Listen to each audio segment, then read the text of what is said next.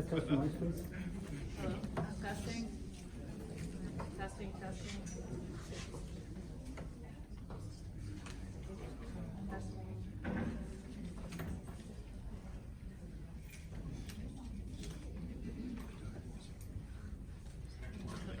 Good morning, Sean. We're just trying to get the mics going for the meeting. We called the meeting to order, but we don't have mics working yet. Okay.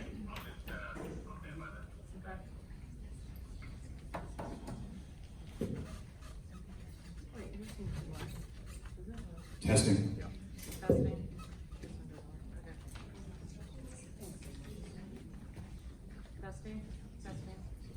Okay. Testing. We'll just use this one.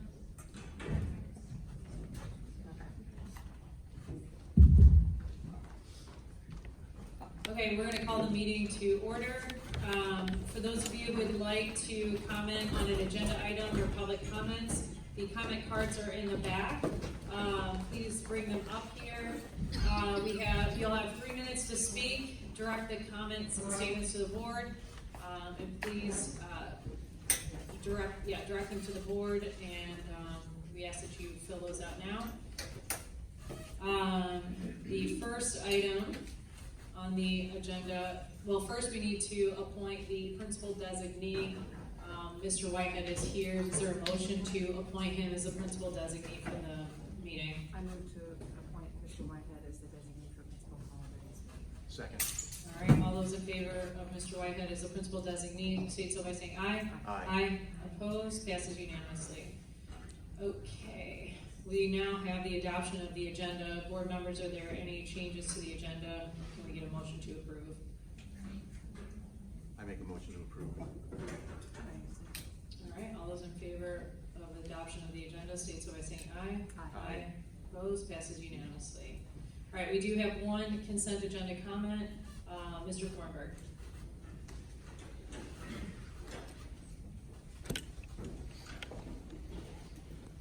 Good morning. This one's not on either.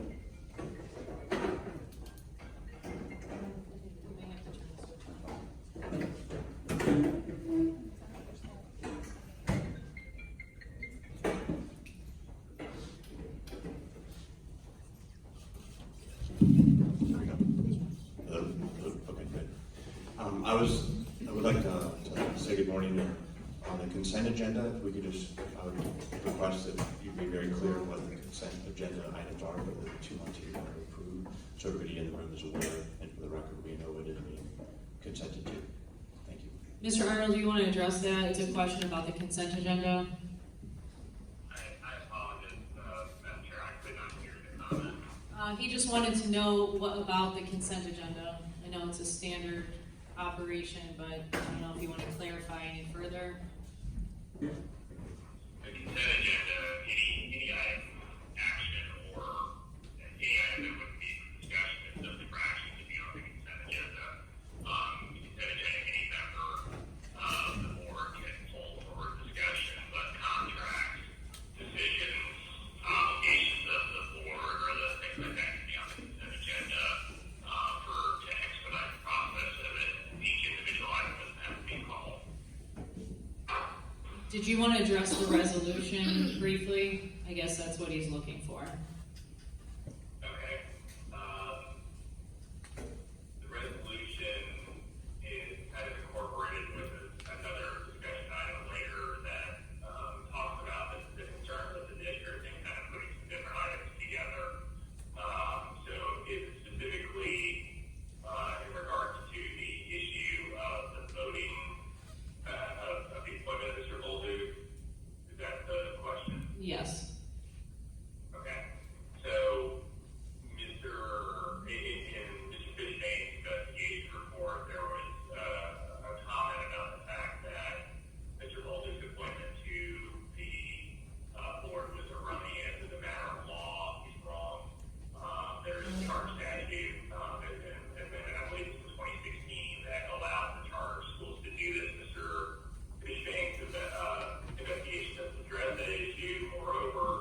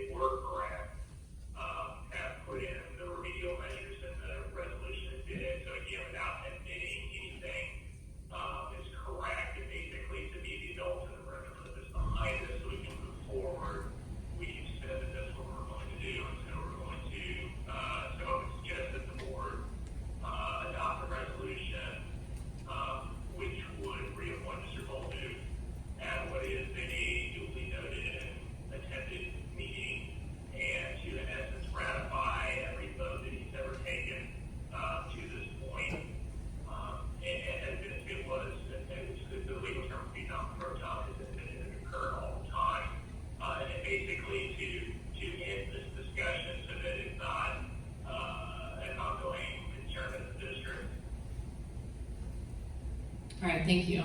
Is there a motion to approve the consent agenda? I move to approve the consent agenda. Second? Any comments, questions? No. All those in favor state so by saying aye. Aye. Opposed, passes unanimously. All right, reports of officers and standing committees. There was a principal report. As you all know, Mr. Hall is still the principal of Mason Classical Academy until August 11th, and he did submit a report. Mr. Boldu, if you could read that for the record. Sure, thank you. Yes, Principal Hall submitted his principal report on July 2nd, 2019 to the board, and it states over $1 million saved in schools' cash reserves, 11 first place spots in the CCPS district, #1 ranked elementary, middle, and high schools in Carter County, multiple top 98 to 99 percentile scores in the state of Florida, senior class of 19 students garnered $4.5 million college scholarship, all done on half the budget of CCPS per pupil expenditure.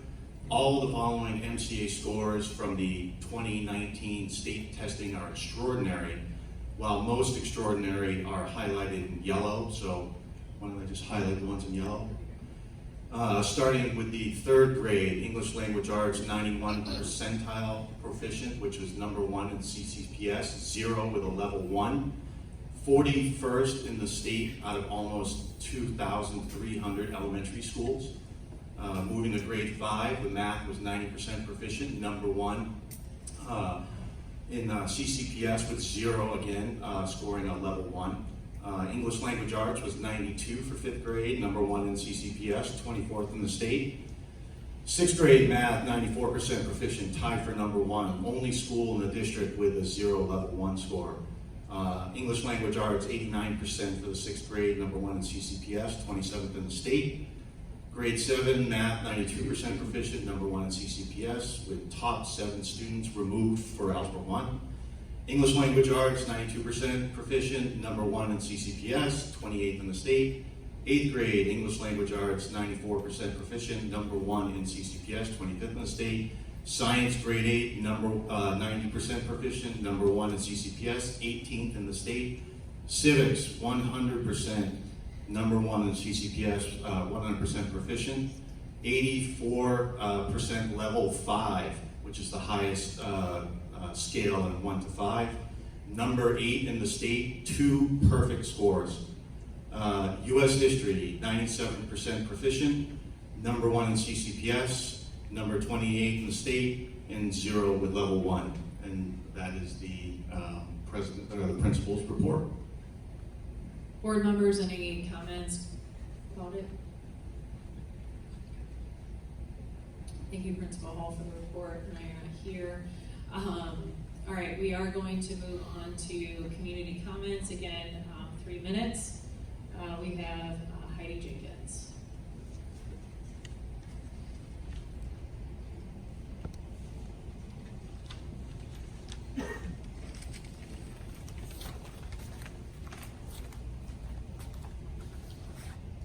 Madam Chairwoman and Board, my name is Heidi Jenkins. I have a son who is a rising 7th grader.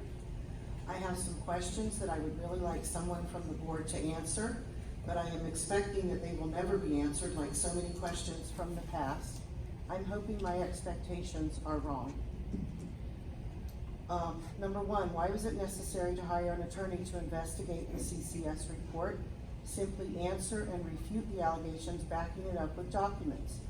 I still do not know what the attorney is investigating. Can you please tell the public what the $25,000 investigation entails? Number 2, speaking of documents, how is the board and administration of MCA not completely embarrassed by the fact that it takes a staff member over an hour to locate a monthly bank statement for public records requests?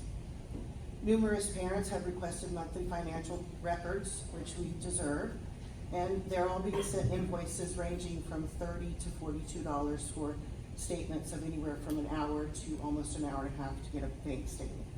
How can we trust the school as stewards of our tax dollars if it takes an office staff person over an hour to locate something as simple as a monthly bank statement? What are you hiding?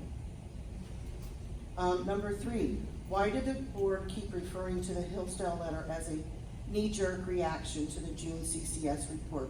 We are not fools, and we knew this was not knee-jerk reaction.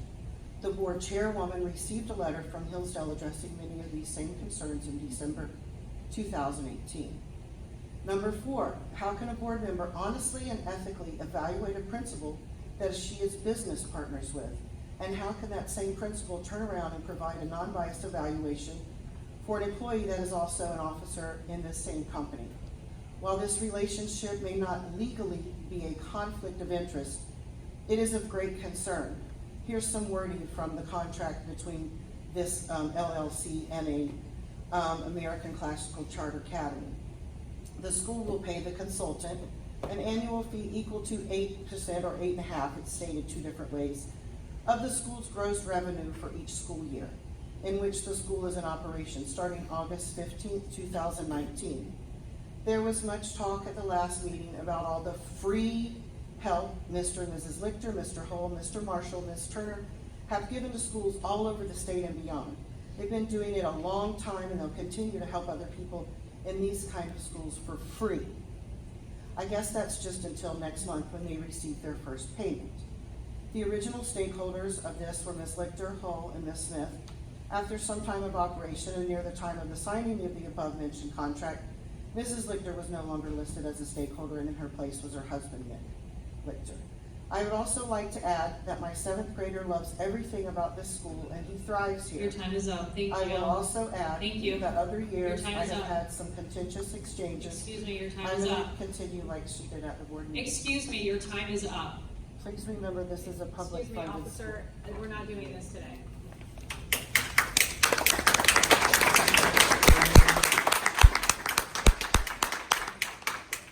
Robin Matthias?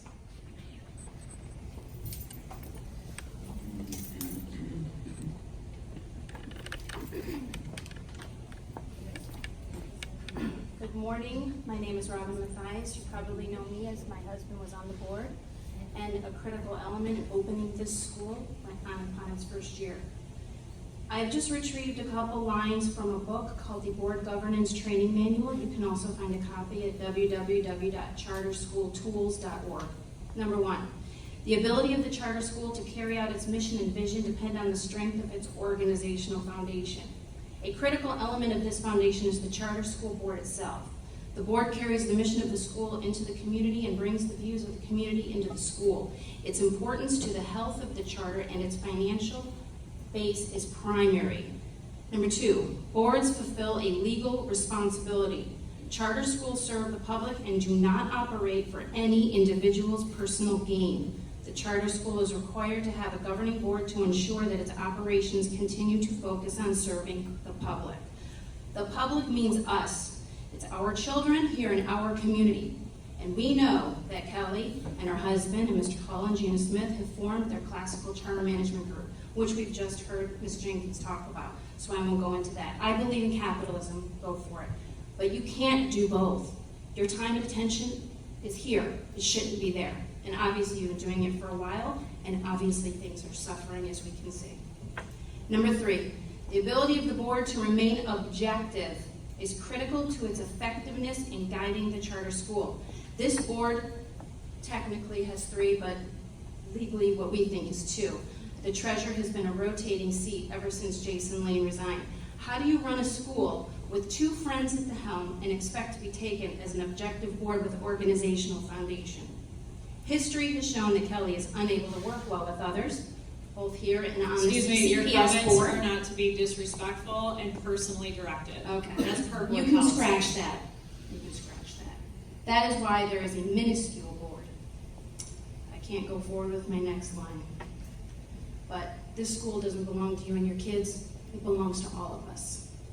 Number 4, common governance problems facing charter schools have been plagued by some of the following, and you may hear a few familiar with this current situation. Meddlesome boards who become entangled with issues normally entrusted to administrators or teachers. 2, unstable leadership by founders who prove better at articulating a vision, which you did, than at actually running a school. 3, internal dissension, often exacerbated by insufficiently clear division of roles and responsibilities. And 4, lack of professional competence in financial, managerial, and administrative areas. I request you collectively step down for the good of the school. Thank you. Trustee Miller? Sorry? Okay, thank you. Mr. Roland-Arch.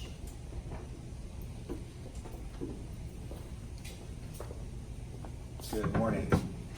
So the school's been open 6 years. It's ranked as the top school in the county. We've done a fantastic job. And then we have a few people who have exaggerated stories and all kinds of things that are just unbelievable. But I just wanted to congratulate the board on all their efforts. I know that when you start something, especially a foundation, and I've started some charitable things in the past, and everybody wants to direct the mission, the goal, and they get in the way. And it goes through all this process. And as it goes down that process, things change. People try to do power to change the school and to get into other aspects of their lives from every aspect of it. There was mention of profiting from things in the school. Well, you've got to watch for that too, because everybody wants something out of something. And when you sit on the board or you do other things, that's where they get you. They try to get in there and they try to change the direction of the school. So I think the board and the leadership of the school has done a stellar job of keeping the mission, which is the children, not all this noise that's here. This is their noise, not your noise. You've done a fantastic job. For 6 years, that's it. Any complaints regarding a financial aspect are clearly documented and audited there and accounted financials every single year from 2015, and half the budget. So somebody saying it takes an hour to get a bank statement. Yeah, when you're running a school on half the budget, and I believe that Collier County has a $1.1 billion budget. I'm sorry, it's $4 million less than that. It's $1.096 billion budget, and Mrs. Patton is spending $100,000 on soundproofing her office. This is extremely sad in what they're doing. So all I can tell you is to stay strong, stay the path. I clearly support you. The leadership of the school, certainly there can be other things that can be added to the leadership and as it goes forward, but keeping the board small got these children to the #1 school in Collier County because you could stay that path. So all this noise that is voiced behind us and everything else is here. So please keep the path, continue to work hard, and I look forward to that vision of a Mason Classical Academy that you guys lead on a campus with everything from K through 12, football or fields, track and fields, and everything else that comes with it. And I'll do everything I can to help you support that mission. Thank you. Thank you. Mr. Kelly?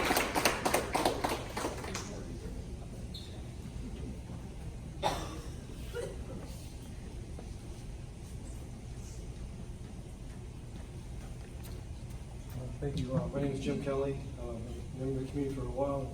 Been part of the school from the beginning. The last board meeting, you may recall, my comments were, do everything you can to maintain that relationship to Mason Hillsdale. Apparently that can't happen at this point, and that's unfortunate. However, I believe the letter Mr. Balduke wrote was persuasive, and some of the research I've done has confirmed to me that however unfortunate that relationship severance is, it's fact. So let's move forward. I was listening to Jordan Peterson, and if you're not familiar with him, he's Canadian on the internet, does lots of YouTube videos. He publicizes his lectures on psychology. And he's been doing series or reviews on expounding on the Old Testament. 2 stories. One is the Exodus. When the Jews left Egypt, they meandered in the desert, wandering about. The point of the story, according to him, and I agree, is that when you're part of an organization and you break free, you're not home yet. You've got time to work to get to where you want to be. You guys stumbled onto success at a very early point in charter school. I applaud you for that. And I hope you can continue the success. I'm sure you will. So the point is, you make mistakes. You're not a perfect board. You're not a perfect organization. I'd like to see corrections and moving forward in the excellence that you already exhibited. Another story is the Ark of the Covenant. And the story in the Bible goes that there was once, the Ark of the Covenant was the device that the Jews carried around to protect their sacred documents. Nobody was allowed to touch it except the designated carriers. Well, at one time they're going through a crowd, and they stumbled. So a crowd member reached out, touched the ark to help it stabilize it so it wouldn't fall. God struck him dead, because that's what the story says. Now, the modern person would say, well, that seems kind of harsh what God would say. Do that. However, if you look at the big picture and the story that Peterson expounds on, the story is be careful what you touch. You've touched the bureaucracy of government-run schools, as Mason has done. And that's why I'm here, is because I applaud that, and I brought my kids here for that reason, and for that reason only. Because, as far as I'm concerned, you represent a major disruption to the status quo, and Collier County School System is a large, monolithic, bureaucratic, leftist organization as far as I'm concerned. I've said that at the Collier County School Board, I'll say it here, leftism, I'll repeat the words of Dennis Prager, which are leftism is the most dynamic religion in the world today. If you view what leftism is doing and is doing locally, it's on the march, and you guys are standing up against them. Part of leftism is divide and conquer. The vitriol and the words used by some members to describe members of this board publicly are unacceptable for common discourse, for public discourse. Your time is up. Thank you very I much. applaud your success. Are there any other comments back there? I wasn't sure how to write the agenda item, but I just want to make a comment. Is it a community comment or an agenda item? Community comment. Okay. So my name is Maureen Garrity. I'm a rising 10th grader.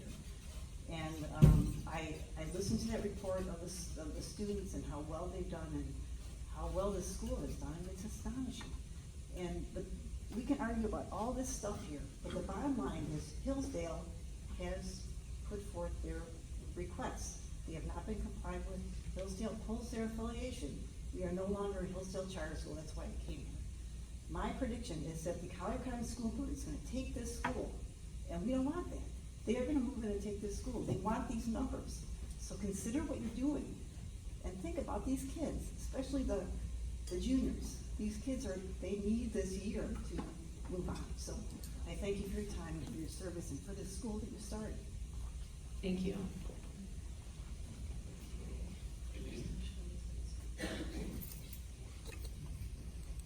All right, the next item up, we have unfinished business, legal matters. I was just going to give a brief update and had a question for Mr. Arnold.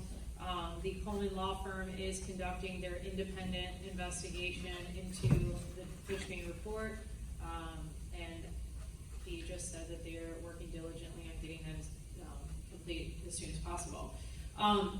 Mr. Arnold, there has been some questions. I feel like this is the appropriate time under legal matters. Concerns that Collier County Public Schools will go to terminate the charter. Would you like to speak on that while we have an audience here listening?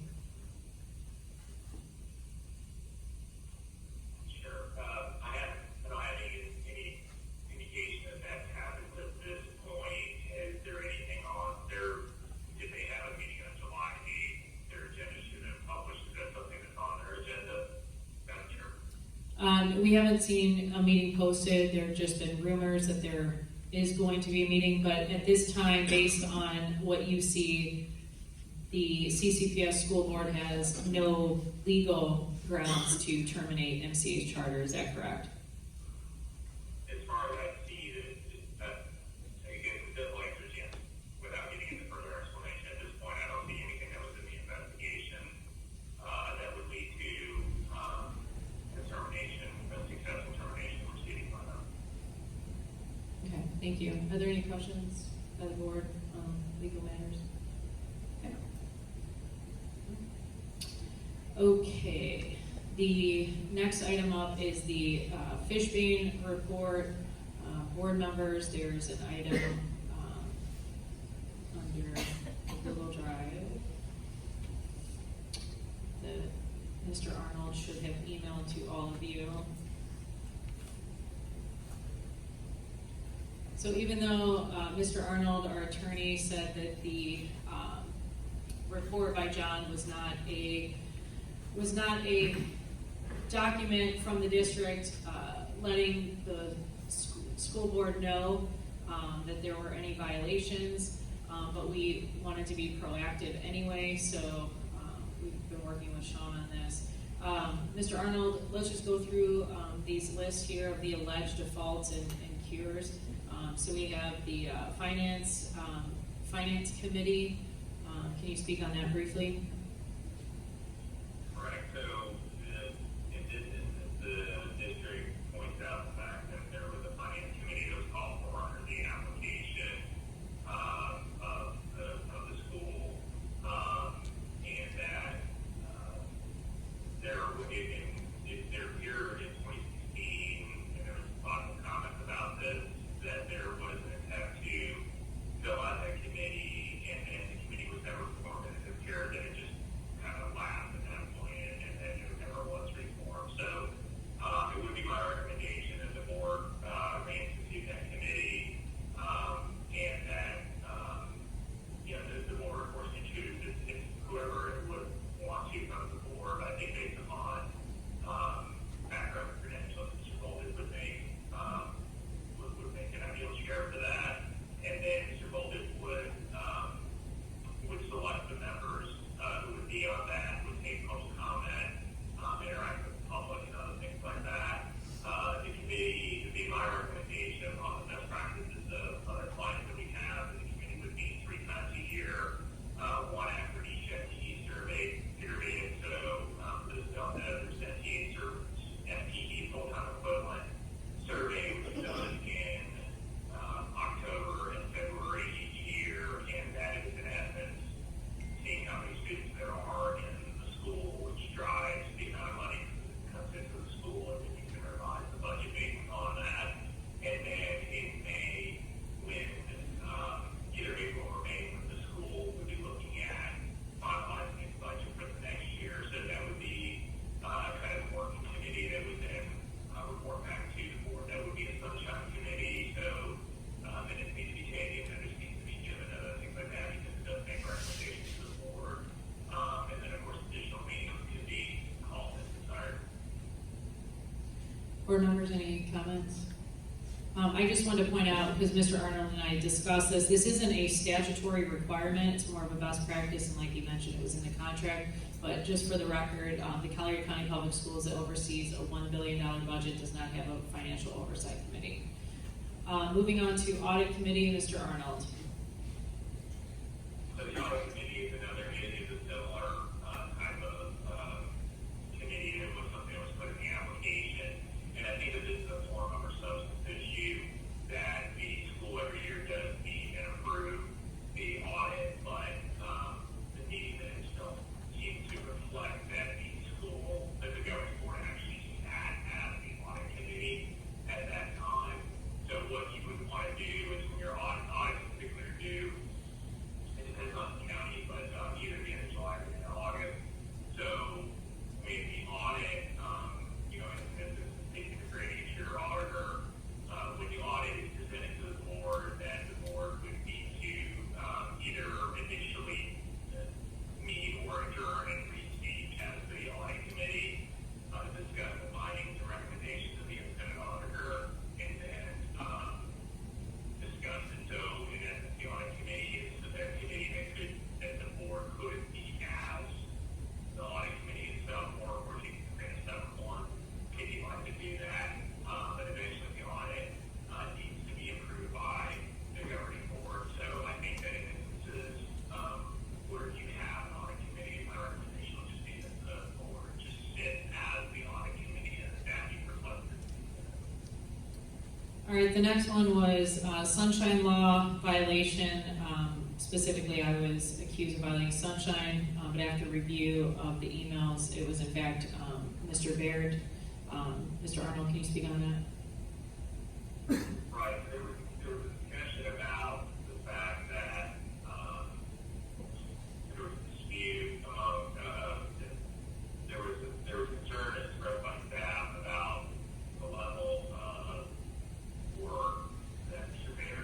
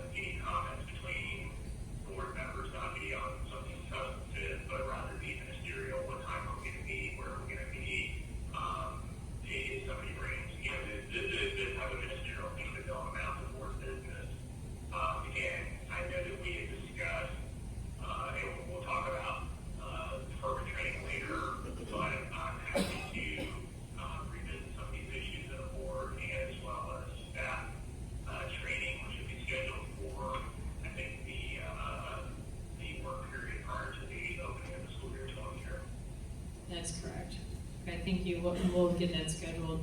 The next one was number 4, about board member become involved in specific management issues unless directed by the board. Do you want to address this briefly? Sure. So it's kind of a similar kind of issue, which began that if that there would be communication between governing board staff and then also the governing board members themselves, that just to understand that if they have concerns about governing board members, and of course they can talk to staff about that, all within sunshine, not bearing messages back and forth, but if there's concern about the conduct of staff or other governing board members, just to make sure that that conversation occurs at a meeting such as today, as opposed to outside of that meeting. And I know you already addressed the quorum issue, but it was meetings were held and business transacted without a quorum. Did you want to speak on that again? Any other comments besides what I talked about with the resolution? That Mr. Fishman was in fact wrong about that, for the record. Failure to attach supporting documents to agenda online. So this is there's confusion that occurs. This is not the first district that this has occurred with, where the rules that apply to the school board don't necessarily apply to charter schools. So chapter 286, which discusses sunshine law, has very specific rules about the way in which school districts act, and that they have to publish their agenda 7 days in advance, and that all documents that back up the agenda have to be attached to the agenda, and it has to be published, so that this is not just school districts, but this is all other public agencies, the state school board, utilities, other things like that are applied to the government. And those rules do not apply to charter schools. The standard that's out in charter schools is to give reasonableness. Now, I do recommend that as a best practice, that items that would be associated with the agenda be attached, and certainly the meeting minutes would attach the items for these to the meeting minutes. So, for instance, the board resolution, which of course needs to be signed, this document that you and I are looking at right now, which will form the basis of the response to the district, if that's what we end up doing, sending it out in this manner, then those documents do need put in there. So that is a conversation with the governing board. I would recommend have with staff, and then in the preparation of the agenda, that be available, and that it be available to the public ahead of the meeting. Thank you. And I think just to comment on that one is it comes down to, budgetary and staff concerns that we don't have the manpower. So that is something I think the board would need to discuss with staff who can assist with that. All right, policies are placed and approved on consent agenda without the being, okay, we already addressed that, okay. Minutes are contradictory and confusing to the reader, which Mr. Fishman addressed. Can you just briefly touch on that, please? Yeah, and then just look, there was one thing in number 7 I did want to talk about, which was the issue of first and second readings. Do you want to talk about that now, or do you want to talk about that later? I thought that was later, but we can, go ahead with the policies, first and second read, that'd be good. So there is something, again, I think that this is one of those things that is a bit form over substance, and I can tell you that the application and the things that the school promised in the application are pretty robust when it comes in comparison to other schools, and I think some of it was aspirational. I think some of it also, while well-meaning, is confused a little bit, again, into what are the standards that state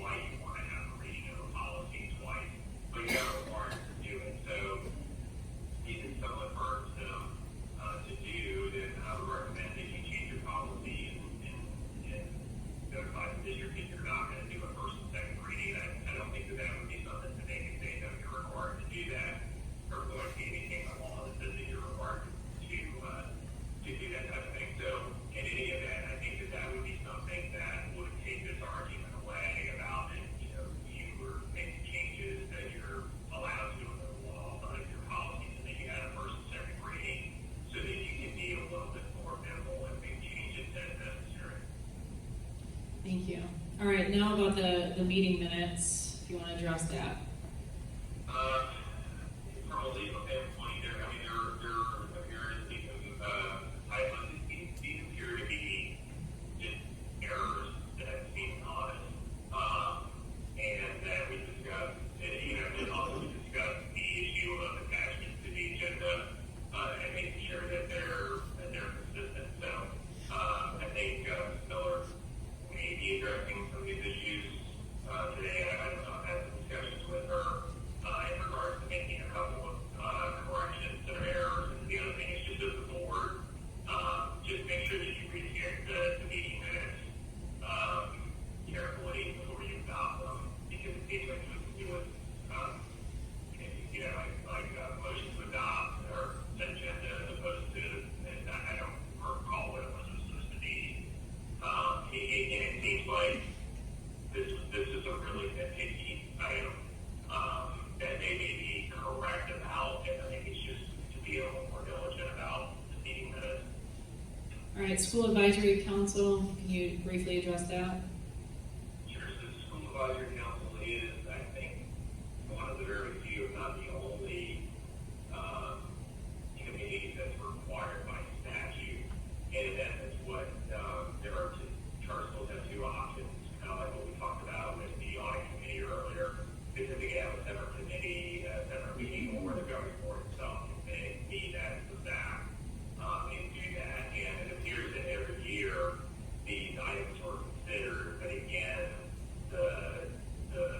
it doesn't appear that the board said we are now meeting as the staff and do that. So again, I think that this is a form of substance, correction that needs to be made going forward. All right, thank you. And Fishman made reference to another policy about the employment committee, and you addressed that in the board resolution as well. You want to speak on it?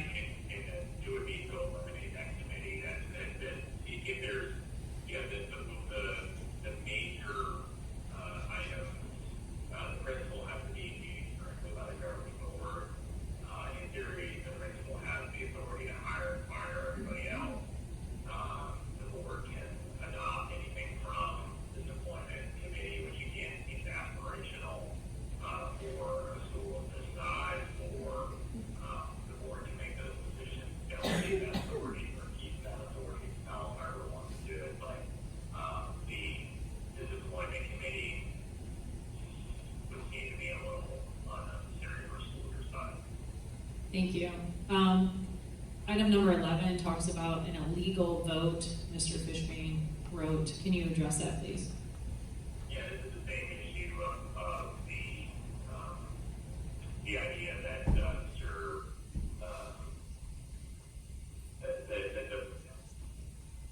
the vote to re-adopt the budget. Again, it seemed like the board was in essence, the board, a budget can always be addressed every year, and I think one of the budget coordinators told me once that the budget's organic, it changes all the time.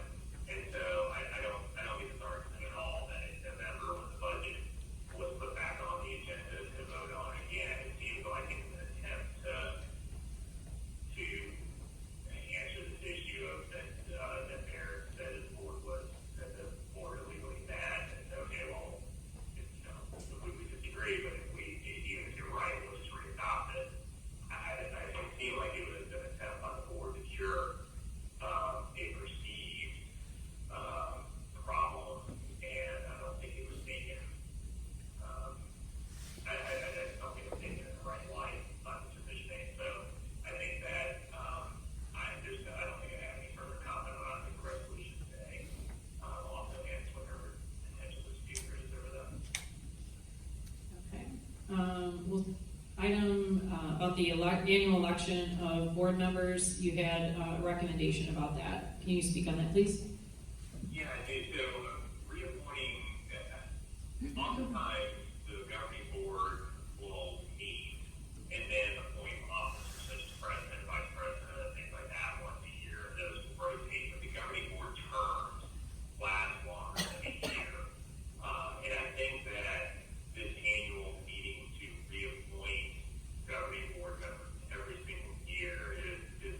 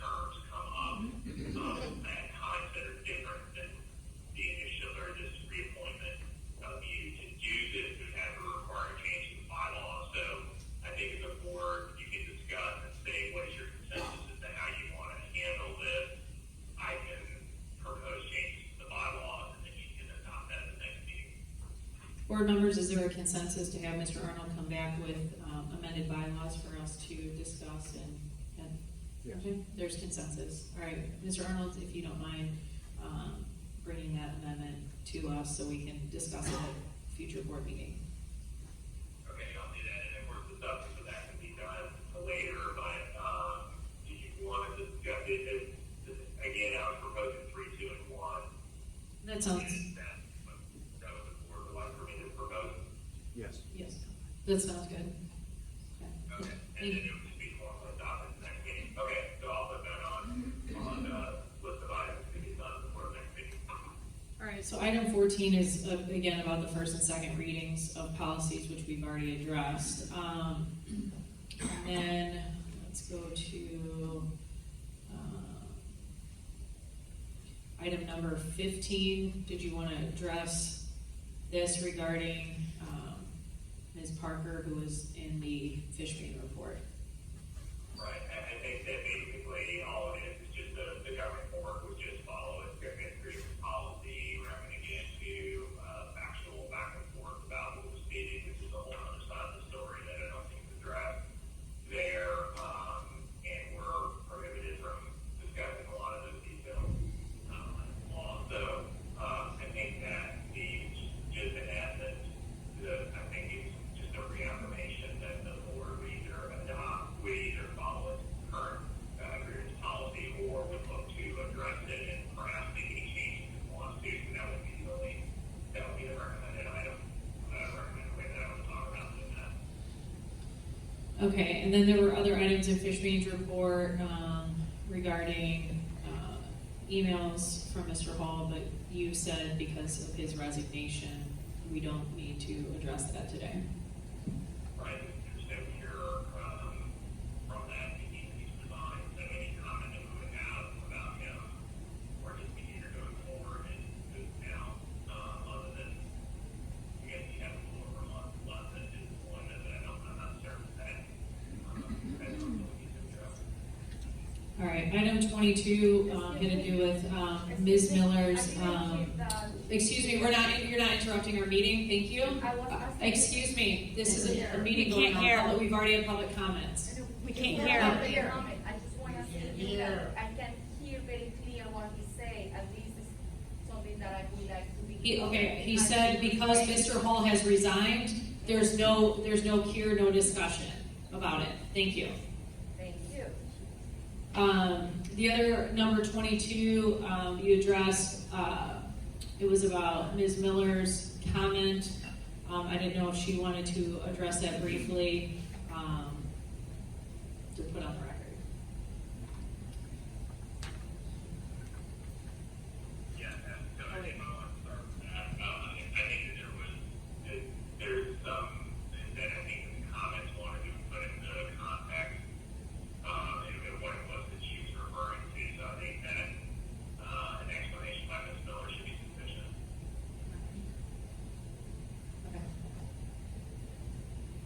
Okay, there was reference to a post that was made on Facebook years ago, and I wish that we'd had everything available to review so that we could really thoroughly address it, but what I do recall about that post or that thread was that I remember responding to what I understood was to be Mr. Whitehead's commentary on the difference between things in today's culture and the culture 200 years ago. And he was simply saying that there was a time when there was probably a great deal less slander going on, when the consequences for that in our society might be a duel. And I just said that I agreed with him on that point, and I never in any way meant that to be in any way a threat, and never would have intended that.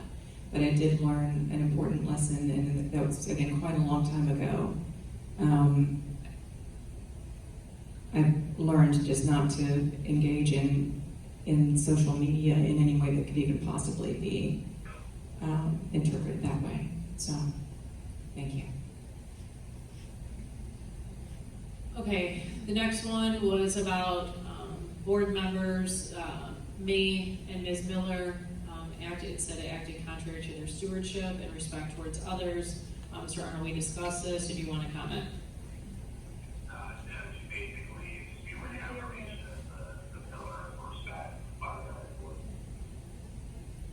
thank you. We also have, Can't hear, we could not hear what you said. he's just saying reaffirming, the pillars. Thank you. You're welcome. Let's see, we have, all this is about the same, reaffirming. Okay, item number 26. This was about the FERPA. Can you address that, Mr. Arnold?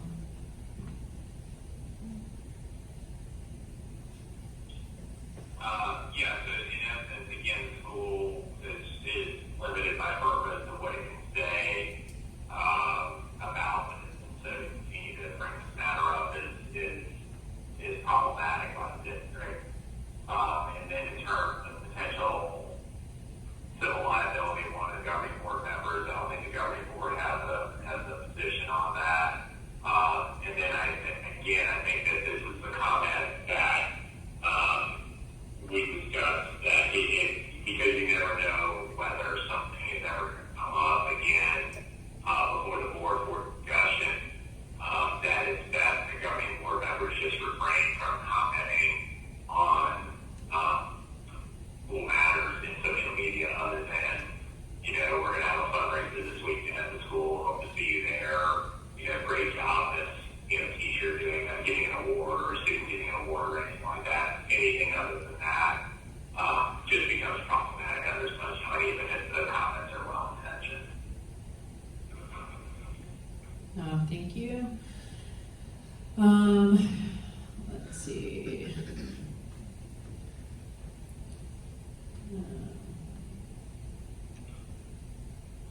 There were references to Nick Lichter in the Fishbane report. Did you want to address this as well?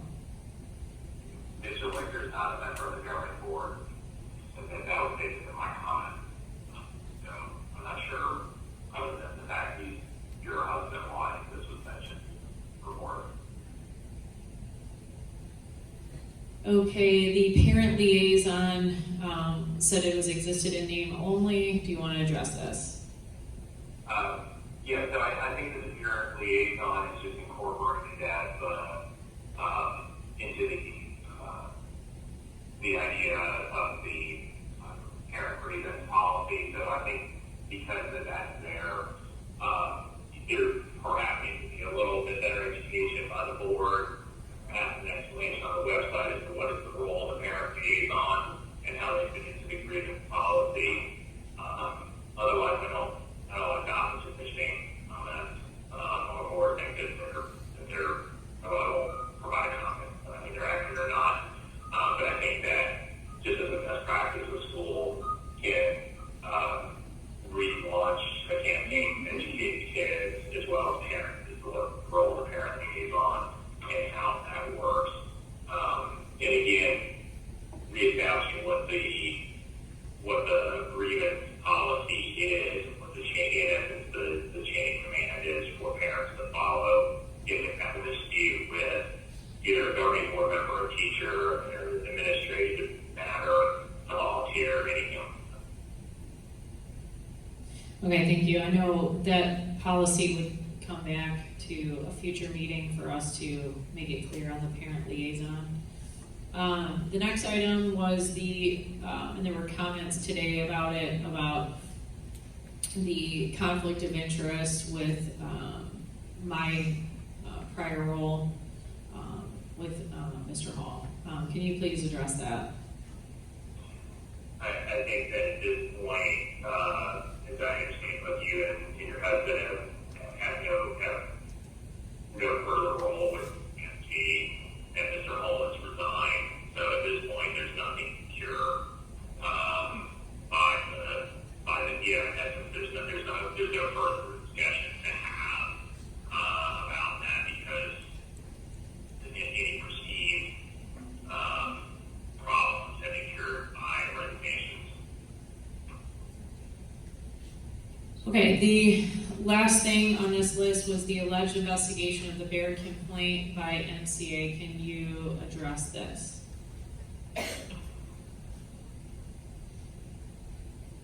Yeah, so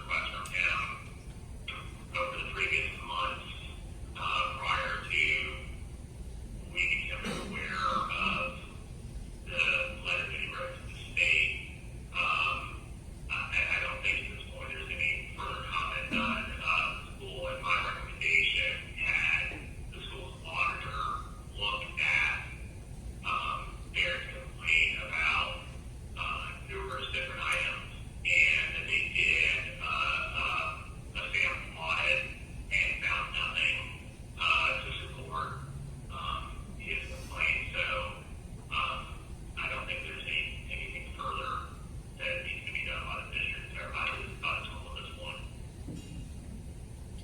All right, thank you. That concludes the items. Mr. Arnold, after this resolution is signed, I'll send a copy along with this report that we just went through. Is that correct? You'll be sending that to the school district? Yeah, I'll forward it to Mr. Fishman. Okay, thank you. Any comments, questions for Mr. Arnold about this? Okay. No. Okay. All right, we have new business, the principal resignation. This is just, it's not a voting item. It's more of a discussion on kind of moving forward. I know there have been rumors that we did not accept his resignation. This is the first time we've actually met to discuss. That's simply not true. I think as a board member and understanding, based on his resignation letter, I don't think it would be fair to deny his resignation at this point. And I don't know if anyone else has comments. I did have, Mr. Arnold, I think you are probably good here, so I'm leaving you on the phone. Thank you so much for your time today. I appreciate it. Okay, Chair, thanks for your work. Have a good day. Bye-bye. Okay, this is certainly not the best time to hire a new principal in the summer. Unfortunately, that's where we are. My recommendation today, and I'd like to hear what your thoughts are, is to, for stability purposes, have Mr. Whitehead serve as interim with support from the academic deans. We would then advertise for the principal position. So right now this would just be an interim situation, and I think for stability purposes, Mr. Whitehead and the academic deans, I think can handle this effectively. And then, like I said, begin the search for a principal and open that up to even existing employees who would like to apply for that position. Board members, any comments or thoughts on my recommendation? No, I think it's a sound recommendation, and definitely should, I think, explore things along those lines. I would just like to say on the principal's resignation, to me, it's just an incredible, unfortunate event. You read his letter, and it says he's not resigning by no means of the mission of wrongdoing. He was doing this because I feel he realized that the partnership with Hillsdale, they weren't going to have his back on this. They weren't going to say, you know what, let's search into the truth. Let's take some time. Let's find out all the documents. Let's do a proper investigation. Hillsdale sent a letter 3 days after Mr. Fishbein released his report to the public and said, do all of the recommendations that Mr. Fishbein recommended, which were, one, the resignation of Principal Hall. And in fact, they confirmed that when their second letter to the board said that the resignation of Principal Hall was a good start. So this was their intention all along. So to bend over backwards to try and maintain the relationship with Hillsdale, I would say that Hillsdale is the primary cause why we are talking about Principal Hall's resignation right now. Wow. Ballsy statement.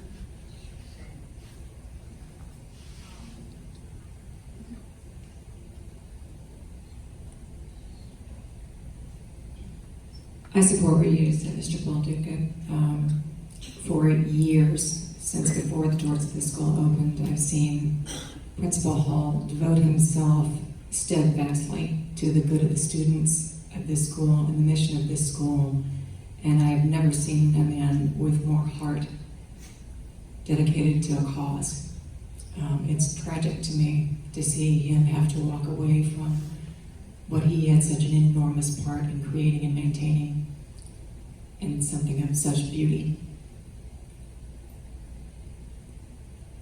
I am also incredibly disappointed at the actions of Hillsdale College, I'll say of individuals at Hillsdale College.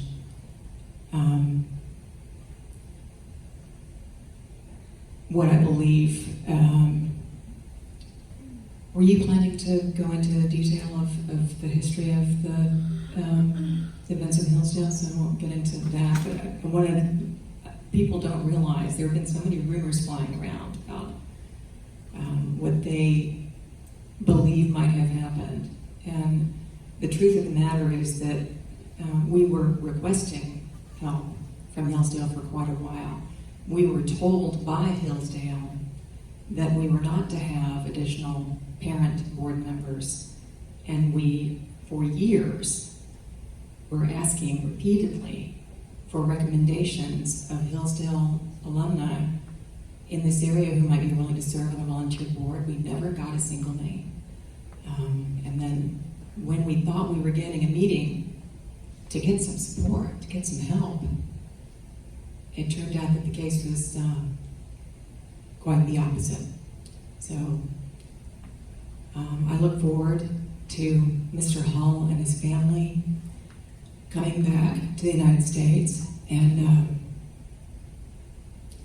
enjoying a little more peace in their life, for one thing. So I'm very glad for them that they'll have some relief from this constant onslaught that they've endured for years.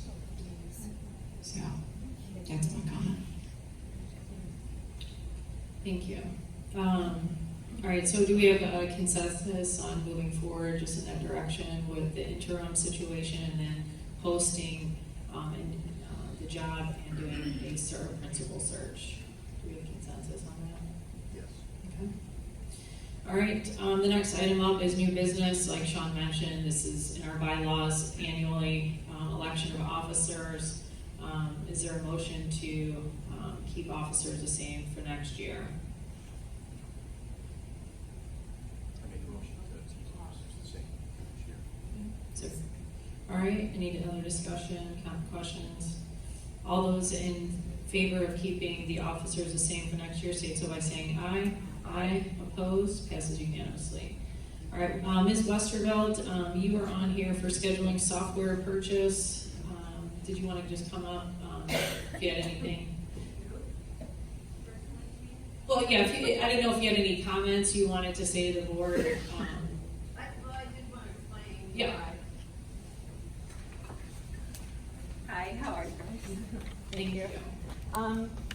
Yes, the scheduling software, now that we have 1,000 students and our sixth graders are going to rotate at like the upper school, scheduling is a lot more difficult and it's very time consuming. Using the spreadsheets that Mr. Marshall has created, they're wonderful. He's amazing, he's brilliant, but it's tedious and really hard work. A lot of my time has been spent doing data entry where I could have been concentrating on the schedule, and would like to ask for this scheduling software. This particular contract is for 3 years. We would not be purchasing any of their other modules because we use Focus with Collier County Public Schools. It is merely for me to be able to get the best schedule for our students, the electives they want with the core classes they need. And in order for me to do that, I really need to be able to see a big picture, which is a lot of students. Every single student who can be in a course at a certain time populates. It's a lot more difficult than that when I'm looking at hundreds of students and going through one by one to see who has asked for that class versus another class and printing things out. It's very complex. And so, in my opinion, the time that I could be spending on other things should be, equally monetarily important as the cost of the software. Thank you. Thank you. Okay. Board members, did you have any questions for Ms. Westervelt? No, I'm just adding. Pardon me, I'm sorry. Yeah, he said it seems needed, so. It looks like we have no questions. Is there a motion to approve the scheduling software? Second.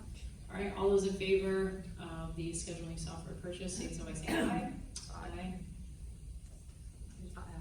Opposed, passes unanimously. Congratulations. Thank you very much. Okay, all right, looks like we've got, any announcements? Board comments? Did you want me to address that? Somebody asked how much it was, the software? Sure. It's $2,600 a year. That's not very much money. There is an initial cost because they have to give us the software. They have ownership rights. They also have to help set it up. And there's technology fees that are included in that cost for annual updates and anything else that support 24/7 support with this module. So $2,600 a year, I don't think it's a lot of money. Thanks. Just general Board comments? Yes, I have two. The first one is relating to the test scores that we read parts of them and how they're just overall as a school, Mason continues to excel, especially in Collier County. Number one elementary, number one middle, number one high school in Collier County. I mean, it's just I'll let one half the cost, one half the budget. Just an amazing feat. And to supplement that, the other day, Principal Hull sent board members another school ranking done by a firm called School Digger, and they showed that Mason is ranked, I believe, number 44 overall in the entire state of Florida. And yeah, absolutely, deserve that. And I clicked on the School Digger website, and you can they have the rankings by state. You click on Florida. I looked at the top 50, scanned up from Mason, and there was only one school that was labeled a classical academy. It was called True North Classical Academy. They were ranked 23rd overall. I know third grade reading proficiency is a big deal here in Florida. Mason is in the top 1%. I believe I went on True North's classical website, and they're ranked number 5 in the entire state for third grade reading proficiency, which is a nice little feat. And you read about what they do, what their core values are, what their teaching methods are, what their curriculum is, and it's classically based, it's Socratic method teaching elements, and they are a standalone classical academy. They have no affiliation with anybody else. So the classical model of education was invented probably about 2,500 years ago. And if we somehow part company with Hillsdale, we'll still continue to be teaching a classical education to our children. The second piece goes to the one resolution that we did today concerning the one allegation in the Fishbein report, which was when I was accepted as a board member, that it was done without a quorum, and because one of the board members phoned in by telephone. And I would say that this, I think, is just one example of why this board voted to spend $25,000 to hire Michael Coleman to do an independent, thorough investigation, which will come back and say, okay, here are all the allegations leveled by District Counsel John Fishbein.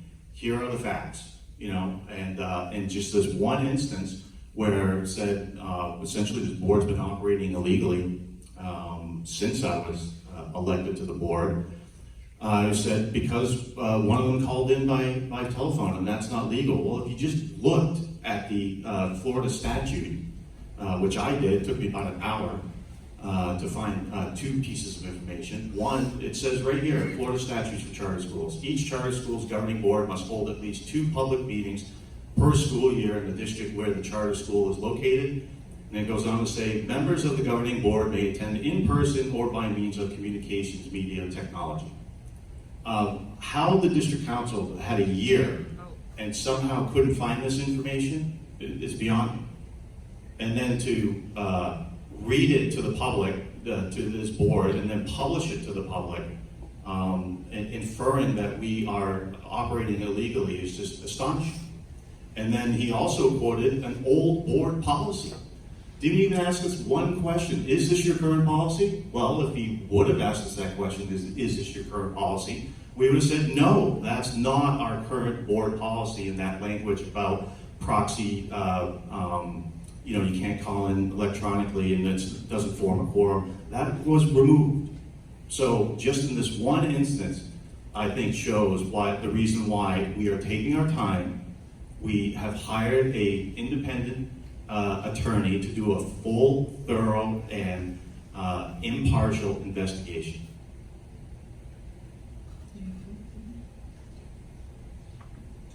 Thank you, Mr. Bolden. Mr. Fishbane stated in his report that he had never seen so many complaints from one school. Never seen that before. I feel that the reason other schools don't have as many complaints from families that have differences with the leaderships of those schools is that people don't mind leaving them. There's a problem being the #1 school year over year, and that's that people don't want to leave for any reason, even if they have personal differences, even if they would rather the leadership take a different approach to certain things. When you're consistently #1 year after year, there's a reason that people stick around anyway, even if they get their feelings hurt. So that's my comment. I wasn't going to say too much, but I just want to touch on a couple things. I do plan on reaching out to Dr. Larry Arnn, President Hillsdale College. I've had a great relationship with him. In fact, just in January at the 600 plus event, he raved about Mason Classical Academy. He introduced me to the entire group. I think I've had a great relationship with him over 8 years, and I think there are a lot of things maybe he doesn't know. I know you mentioned earlier, we had been asking Hillsdale for several months, so I know Mr. Van Orman is referencing a December email. There are emails going back far before where I was asking Hillsdale to come here. We needed their support. In fact, what was very troubling to me is when they came down here for the meeting, we did discuss the number of board members, and that's been an ongoing discussion. But everything else in the email that Mr. Harner sent me in December came out of the blue, because that wasn't part of our discussion in November. So I actually had a conversation with Mr. Kilgore, which I have since documented to him in an email, and we went over the entire list. And I said, most of these are in policy. Where is this coming from? It just seemed very strange because we didn't address any of these other issues in our November meeting when they were here. What else concerned me was in our meeting, I asked why they were not coming to the school. I mean, it's been 18 months since they've actually been on site here. That's a long time. And so I had asked, I don't understand why you wouldn't come and visit the school, interview teachers, see for yourself what's going on. And they told me they had alumni business to handle in the morning. And I felt like at the moment that they were lying to me, but I didn't know why. A few weeks ago, I had a hunch that something was amiss back then, so I made a records request at the district. And I learned that the reason they didn't come to the school was because they were having a meeting at the district with Mr. Fishbane back in November. They never disclosed that. I was unaware of that. I find that to be extremely troubling. It sickened my stomach when I got the records request and saw their names there. And I thought, wow, I have a lot of questions about that. So I think that's important, and I think that's an important conversation that needs to be had with Dr. Arnn, because I don't know if he's even aware of that. And I think it would be great if we can repair the relationship with Hillsdale. And I'm going to work towards that effort. But I think at the end of the day, there's some things there that are very unsettling. So I just wanted to say that real quick. In light of just some of the things that have been going on, some of the threats, I want to thank law enforcement for being here today. We do appreciate you being here. I ask that when this meeting is adjourned that people exit the building and parking lot unless you're staff or board immediately. We're not lingering around in the parking lot. I think for safety purposes, it's just best everyone leaves. The final comment I have to say is that I really do hope people can enjoy their summer. I'd like to enjoy my summer too. With my kids are at camp right now, but I think we need to focus on getting excited for another successful school year come August 13th.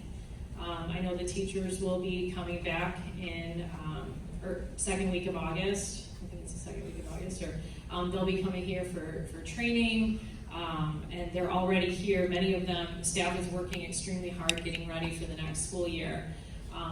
And I do have to comment on some comments about the public records request, and I wish Sean was on the phone, because there are laws that you do charge for public records. If you go to the district takes sometimes weeks, months to get records.